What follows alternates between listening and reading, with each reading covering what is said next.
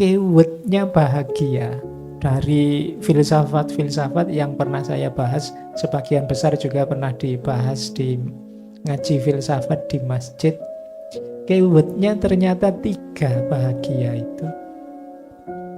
Yang pertama adalah pengetahuan dan kesadaran. Yang kedua adalah penerimaan.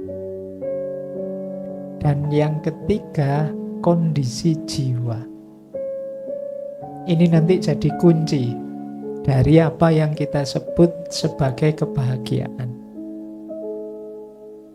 Yang pertama, ilmu atau pengetahuan.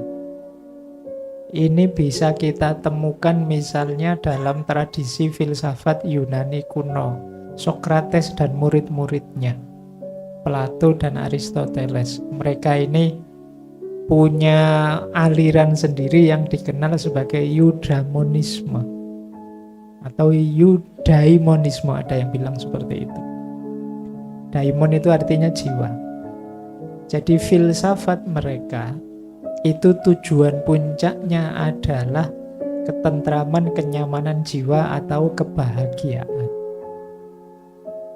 Jadi dasarnya kebahagiaan, kata Sokrates, nanti dilanjutkan oleh dua-duanya muridnya, Plato dan Aristoteles, itu pengetahuan.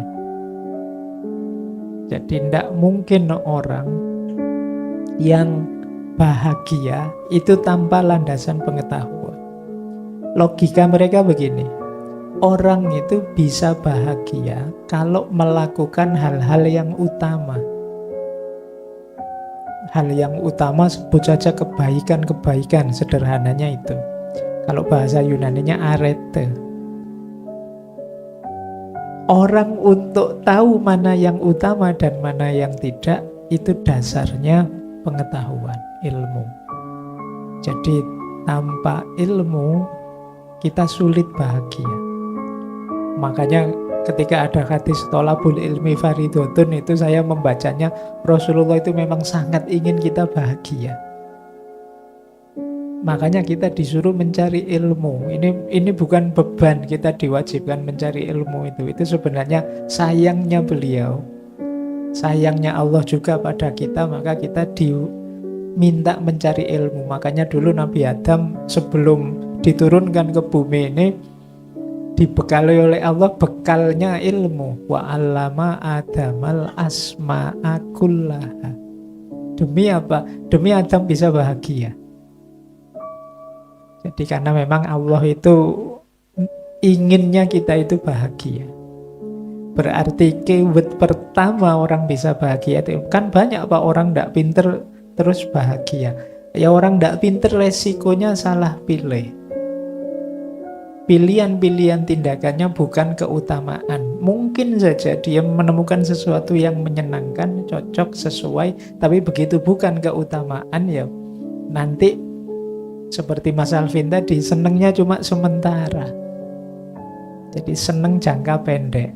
Jadi menarik ya, seneng jangka pendek ini kalau dalam teori psikologi barat itu ada pembagian, seneng itu ada durasinya. Level durasinya itu 4.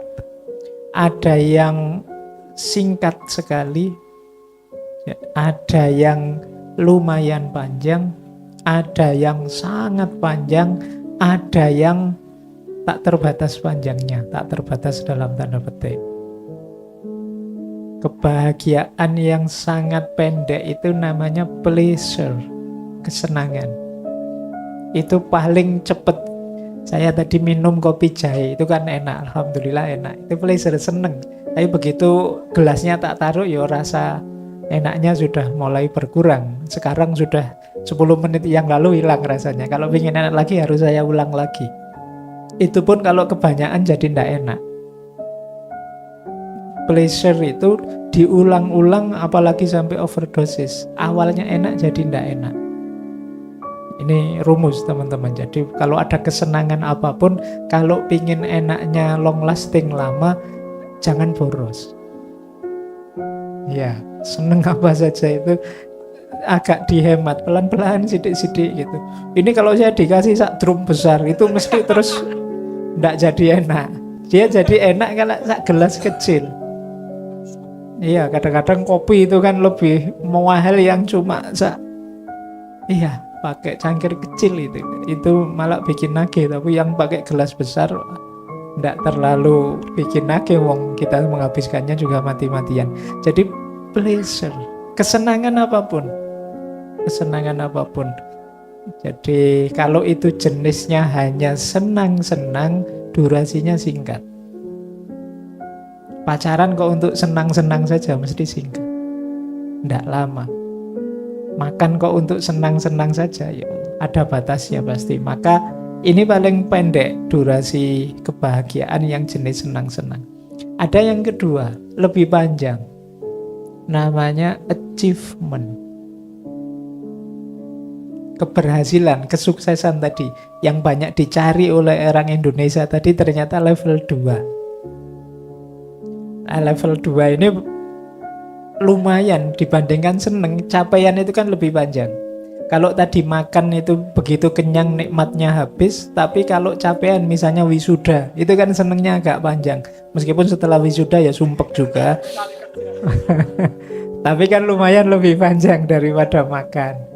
Kita berhasil apa itu kan alhamdulillah. Senengnya agak panjang kalau itu achievement, capaian. Jadi berarti kalau teman-teman sedang pleasure ya naikkan levelnya jadi achievement. Jadi achievement itu dalam kesenangan yang sama itu saya bisa bikin prestasi. Hubungan antara makan dan puasa misalnya. Wah, saya berhasil puasa sehari. Ini achievement. Nikmatnya makan jauh lebih panjang. Jadi baik. Jadi ini lebih dahsyat panjangnya achievement. Ada lagi level 3. Kalau level 3 sangat panjang. Yaitu contribution. Contribution itu kita tidak hanya menyenangkan kita, tidak hanya keberhasilan kita, tapi kita bisa berbagi kesenangan, berbagi keberhasilan pada yang lain. Ini contribution. Tidak cuma aku yang bisa lulus, aku juga bisa membantu teman sampai lulus. Ikhlas ya, bukan dibayar. Orang dandak kayak ya memang bantu. Ini kebanggaannya, kesenangannya jauh lebih panjang. Kita bisa memberi, kita bisa berbagi. Kita belajar paham, itu senangnya luar biasa. Tapi kita bisa memahamkan orang, itu jauh lebih menyenangkan. Jadi ini levelnya lebih panjang. Dan yang paling puncak, kalau ini senangnya sudah top, tidak ada batasnya di level manusia, namanya ultimate good. Ultimate good itu kalau versi barat itu kita melakukan kebaikan yang tanpa pamrih. Jadi ini nanti paradigmanya kalau dalam agama hubungannya dengan ikhlas. Begitu kita melakukan kebaikan kok ikhlas, ya sudah, kita senengnya ndak ada ujungnya, sudah seneng terus. Seneng ada ujungnya itu kan ketika kita ada pamrihnya. Saya berkontribusi sih, tapi saya ingin agar ini, agar itu, nanti ada batasnya. Saya bikin kajian seperti ini biar anak-anak muda Jogja itu hebat, aktif-aktif. Ya nanti begitu anak muda Jogja sudah hebat dan aktif, selesai kegembiraanku. Tapi kalau aku ndak, kok saya ndak ada pamrih apa-apa, uslillahi ta'ala, yang penting Gusti Allah ridho, alhamdulillah, itu dok. Itu lebih panjang, long lasting, ndak ada akhirnya. Jadi maka ini teori barat sebenarnya, boleh kalau teman-teman jadikan referensi kalau ingin kebahagiaan yang durasinya lebih panjang. Berarti apa? Cari pleasure itu manusiawi, boleh nyari kesenangan, tapi kalau hanya ini yang kita cari, pendek durasinya. Yang kedua, lebih panjang, yaitu capaian-capaian. Punya cita-cita boleh, punya ambisi boleh. Nanti bikin usaha apa sukses, saya pingin begini berhasil, itu alhamdulillah. Kalau tercapai kita akan lebih panjang senangnya. Tapi ada lagi yang lebih panjang kalau kita bisa berkontribusi. Dan yang paling panjang ya kalau kita bisa ikhlas beramal. Ini semboyannya Kemenak. Iya.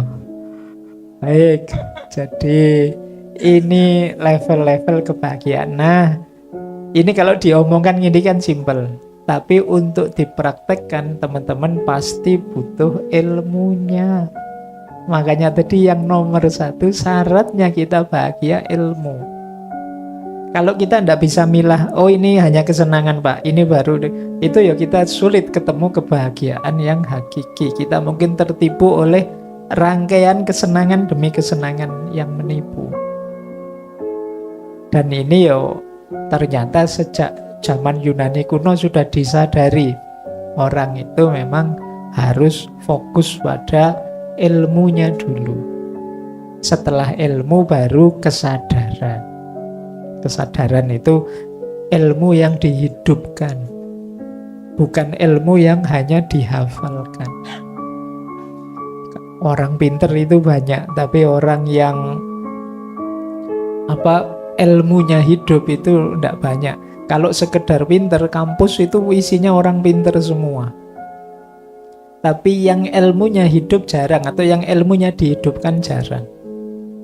Makanya Kanjeng Sunan Kalijaga itu punya prinsip urip itu urup. Urup nyala ya, bukan urup ijolan apa. Urip iku urup terus sampean wae ayo urup yo. Urup apa? Nyala. Nyala itu maksudnya apa? Menghidupkan ilmu.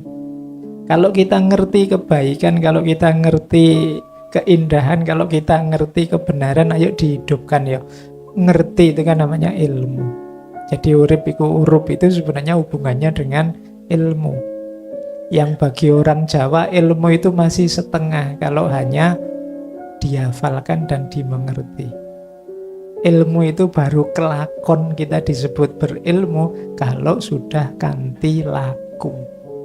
Ini urip itu nanti bagian dari kebahagiaan juga. Jadi awalnya ilmu yang dihidupkan. Di situ kita akan ketemu kebahagiaan. Ini aliran filsafatnya namanya eudaimonisme. Baik, sebenarnya ya tema kajian apa saja ya dasarnya tetap ilmu. Apalagi tema kebahagiaan. Baik, yang pertama ini ya, keyword pertama.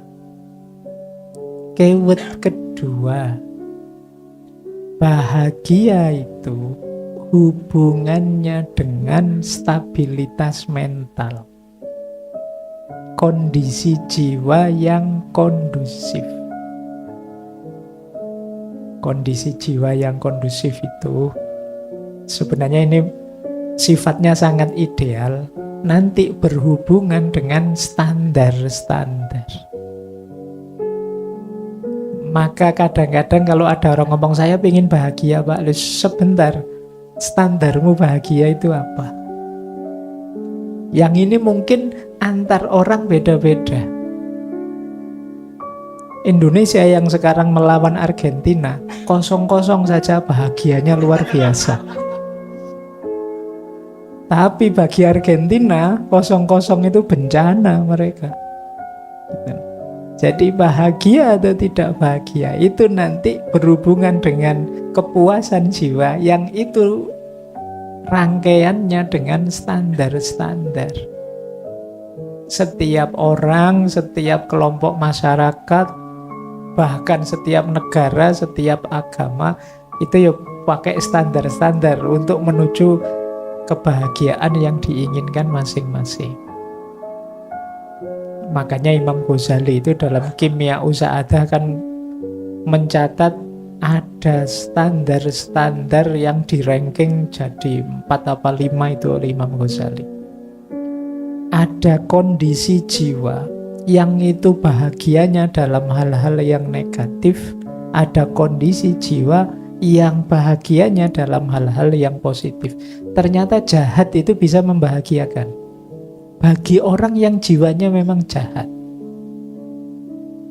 Ini menarik teori ini. Kalau tadi di ilmu itu kan kita dicekat ndak, kalau kita ndak hakiki, kalau ndak yang sesuai dengan yang keutamaan ndak bahagia. Tapi kata Imam Ghazali tergantung orangnya, kondisi jiwanya. Kalau bahagia itu kita definisikan kenyamanan, kepuasan jiwa. Itu ada orang yang memang jiwanya sudah gelap. Jadi Imam Ghazali kan menyebut orang itu yang ada orientasi jiwanya yang bahimiyah, ada orientasi jiwa yang sabuiyah, ada orientasi jiwa yang natikoh, mutmainnah, dan ada juga yang gelap, orientasi jiwa yang saitoniyah, setan. Orientasi jiwa bahimiyah itu artinya binatang ternak. Dan kebahagiaannya orang yang orientasi jiwanya seperti ini, itu ya sifatnya seperti binatang ternak. Binatang ternak itu kan makan, minum, kawin, hamil, berketurunan, terus tidak perlu capek-capek, ada yang merawat, dia tinggal enak saja, rebahan saja. Ini orientasi jiwa bahimia. Itu dia bahagia kalau tercukupi, kalau kaya, kalau punya istri cantik, mobil mewah, kalau standar-standarnya ini. Ini berarti kondisi jiwa yang bahimia. Kata Imam Ghazali ya, orang yang seperti ini ya standarnya standar itu tadi. Seperti binatang ternak, ya dia bahagianya dengan itu. Jadi ini menarik. Sebenarnya rangkaian kajian kebahagiaan itu harus disambungkan dengan kebenaran, nanti dipuncai dengan keadilan. Karena bahagia itu yaitu tadi ternyata mengikuti orientasi jiwanya orang yang beda-beda standar. Nanti ada yang orientasi jiwanya sabuiyah. Sabuiyah itu artinya binatang buas. Binatang buas itu cirinya kan agresif. Kebahagiaannya dia ketika mengalahkan, menundukkan. Ketika dia lebih tinggi dari yang lain, ketika dia nomor satu, yang lain di bawah semua. Ini sabuiyah. Balapan untuk menang-menangan, saling mengalahkan. Ini sabuiyah. Ada yang orang orientasi jiwanya seperti ini. Jadi saya tidak sengaja kapan itu baca visi misinya banyak kampus, ya UIN, ya UGM, ya mana-mana, hampir semua itu orientasi visinya yang ditulis itu visi sabuiyah. Ingin unggul, ingin menang, pokoknya lah ya menjadi yang terbaik, menjadi kuabah pengen terbaik itu kan berarti iya, perlombaan menang-menangan. Bila perlu berkorban banyak demi ambisinya terpenuhi. Ini sabuiyah. Kalau ini tidak terkontrol ya hasilnya bisa merusak jiwa kita, merusak orientasi hidup kita tadi. Tapi kalau orang seperti ini memang bahagianya itu. Banyak loh orang, mungkin teman-teman heran ya, misalnya banyak yang nyalek apa masuk ke dunia politik modalnya besar sekali, miliaran. Jadi bisa 5M, 10M, saya kemarin diceritain sekitar itu. Loh, uang sebesar ini tuh kan besar. Kita kan mikirnya, alah mau ya dipakai bisnis, buka cabang basa-basi yang baru kan lebih enak ya Pak Edi, daripada lah masuk gitu. Loh, kok mau-maunya orang begitu? Orientasi jiwanya memang ke sana. Itu yang disebut sabuiyah. Kebahagiaannya ketika dia menang atas yang lain. Cuma ini tidak berlaku bagi yang sepak bola ya. Nanti sepak bola ngalah-ngalahan enggak enak. Oke, sepak bola ya memang biar menang, tapi kan tidak satu-satunya itu. Kan tidak lucu buat sepak bola masuk. Monggo kalau mau dimasukkan, karena kan tidak enak. Nah, ya kan. Nanti yang mau dimasukkan, wah mboten sungkan saya monggo anu saja. No ya, Nggak seru. Ya sepak bola ya sabuiyah lah, menang-menangan. Kalau sudah menang ya selesai, nggak pakai bangga-banggaan. Dan itu bukan puncaknya capaian.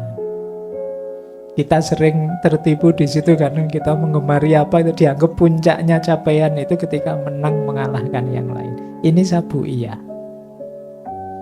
Yang stabil memang yang mutmainnah. Nanti saya jelaskan tersendiri yang mutmainnah ini. Tapi yang banyak juga kata Imam Ghazali yang saitoniyah. Saitoniyah itu yang kebahagiaannya adalah ketika musuhnya orang yang dia benci hancur rusak, ndak apa-apa kalau aku juga ikut hancur rusak. Cirinya orang saitoniyah antara lain kata Imam Ghazali kalau dia batinnya dengki, hasad. Orang dengki itu kan segala cara ditempuh biar orang yang dia dengki hancur. Aku kalah juga ndak apa-apa, aku rusak ndak apa-apa, aku keluar modal banyak ndak apa-apa asal dia hancur. Ini setan. Setan itu kan waktu oleh Allah ditegaskan kamu tempatmu neraka, itu ya dia ndak apa-apa sih, tapi beri saya waktu untuk menyesatkan sebanyak mungkin anak Adam. Dan ternyata yo di antara kita yo banyak yang perilakunya setan. Contoh paling sederhana, misalnya banyak hoax kita temukan di medsos. Itu loh yang bikin berita bohong itu kan tahu kalau itu bohong. Nggak apa-apa bohong, yang penting musuhku jatuh namanya. Ini setan saitonia. Jadi kebahagiaannya ketika musuhnya hancur, bahwa itu resikonya batinku rusak, hubunganku dengan Allah hancur, nggak masalah. Yang penting musuhku hancur. Ini saitonia. Jadi ternyata bahagia itu ya coba dicek kondisi jiwa masing-masing orang. Puncaknya tentu saja yang kita kenal sebagai mutmainnah. Ini yang paling kondusif kebahagiaan sejati, berhubungan dengan ciri yang ketiga. Mutmainnah itu nanti ada hubungannya dengan penerimaan. Kenapa kok mutmainnah itu ada hubungannya dengan penerimaan? Karena jiwa yang mutmainnah itu cirinya radhiyatam mardiyah. Dia ridho terhadap apapun yang ditetapkan oleh Allah dan akhirnya Allah juga ridho padanya. Ini jiwa yang mutmainnah. Ini yang kebahagiaan yang sejati kalau dalam Islam. Ini kalau diucapkan itu lancar enak, tapi dalam hidup ini sulit. Orang disuruh ridho menerima itu kan sulit. Kita itu pinginnya ya mengeluh, kita pinginnya ya senengane sambat, senengane, kita selalu begitu. Padahal justru hidup bahagia itu kita diminta untuk menerima. Kalau dalam Islam bahkan menerima itu istilahnya banyak. Jadi Islam itu sejak awal istilahnya taslim. Taslim itu pasrah. Pasrah itu kan berarti ya Allah sudah engkau beri apa saja, engkau suruh apa saja, aku ikut. Itu kan taslim. Diriku, inna sholati wa nusuki wa mahyaya wa mamati lillahi rabbil alamin. Ini kan taslim. Pasrah sepenuhnya pada Allah. Nanti setelah taslim ada tawakal. Kita kan diminta oleh Allah untuk pasrah. Begitu pasrah kita disuruh sholat, disuruh ini, disuruh itu. Ini yang baik, ini yang keliru. Dan kita patuh. Loh, saat menjalankan patuh ini kan kita tidak tahu nanti hasilnya apa. Tapi dalam situasi tidak tahu ini kita diminta tawakal. Tawakal itu pasrah. Ya Allah, saya menjalankan ini, hasilnya apa? Aku pasrahkan padamu. Itu tawakal. Setelah tawakal, misalnya sudah selesai kita jalankan dan kita lihat hasilnya, kita diminta ridho. Itu pun kalau hasilnya tidak cocok, selain ridho kita juga diminta sabar. Jadi kayak tadi jatuh, kita ridhoi saja, jatuh kita sabar. Ya, loh. Itu kan sudah kelihatan efeknya. Kita sabar. Jadi ada banyak ajaran-ajaran Islam itu yang sebenarnya arahnya apa? Untuk kita bahagia.